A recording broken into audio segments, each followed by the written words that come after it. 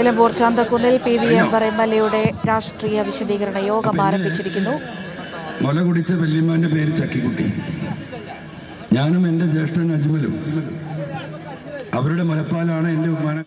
മുല കുടിച്ച വല്യമ്മാന്റെ പേര് ചക്കിക്കുട്ടി.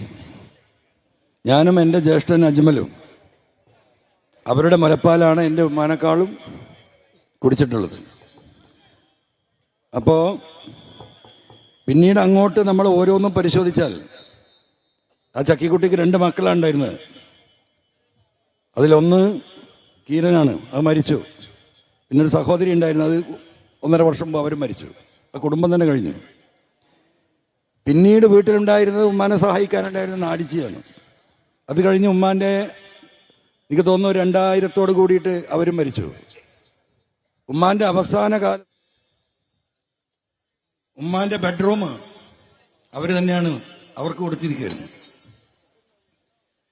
അവരും ഇപ്പൊ ഒരു 3 വർഷം മുമ്പ് മരണപ്പെട്ടു. അപ്പൊ ഞാനിതൊക്കെ പറയുന്നതിന് കാരണം തലമുറകളായി അത് നമ്മൾ പരിശോധിച്ച് നോക്കിയാൽ വാപ്പാന്റെ ഏറ്റവും അടുത്ത എഴുത്തുകാരും ബാക്കിയുള്ളതുമൊക്കെ അപ്പന്റെ എല്ലാ സാമ്പത്തിക കാര്യങ്ങളും കൈകാര്യം ചെയ്തിരുന്ന വേലായുധനായിരുന്നു. മരിക്കുന്നവരെ വെള്ളിപ്പാന്റെ പരിശോധിച്ചാലും അങ്ങനെ തന്നെയാണ്. ഇപ്പൊ ഞങ്ങൾ ഈ തലമുറയും അത് തന്നെയാണ് തുടർന്നു വരുന്നത്. ഒരുത്തന്റെ മുഖത്ത് നോക്കി വർഗീയവാദി എന്ന് പറയുമ്പോ ഇതൊക്കെ ഇവിടെ വന്ന് പറയുമ്പം ഒട്ടനവധി പ്രയാസമുണ്ട്. ഒരടിസ്ഥാനവുമില്ലാതെ 5 നേരം നമസ്കരിക്കുമെന്ന് പറഞ്ഞതുകൊണ്ട് ഞാൻ നമസ്കരിക്കുമെന്ന് പറഞ്ഞിട്ട് തന്നെ മുന്നോട്ട് വന്നത്. അത് ഇസ്ലാമിനെ മനസ്സിലാക്കാത്തതുകൊണ്ടാണ്. ഇസ്ലാമിൽ ഒരു അന്യ മതസ്ഥാപനങ്ങൾക്ക് നേരെ നിങ്ങൾ നെറ്റി ചുളിച്ചു നോക്കരുത് എന്നാണ് ഖുർആൻ പഠിപ്പിക്കുന്നത്.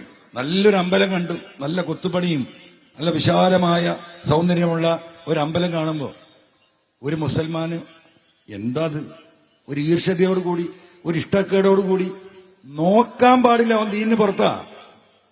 ദാറ്റ് ഈസ് വാട്ട് ഈസ് ഇസ്ലാം. ഇതാദ്യം പഠിക്കണം. ലാ ഇക്റാഹ ഫിദ്ദീൻ. മതത്തിൽ ഒരു നിർബന്ധവുമില്ല. ഒരാളെയും നിർബന്ധിച്ച് മരത്തിലേക്ക് കയറ്റാൻ പാടില്ല. നമുക്ക് പറയാം, അത്രയേ ഉള്ളൂ. ഒരു ക്രൈസ്തവ ദേവാലയം, നല്ല രീതിയിലുള്ള ക്രൈസ്തവ ദേവാലയം, അപ്പൊ അത് കാണുമ്പോൾ ഒരു മുസൽമാൻ ഒരു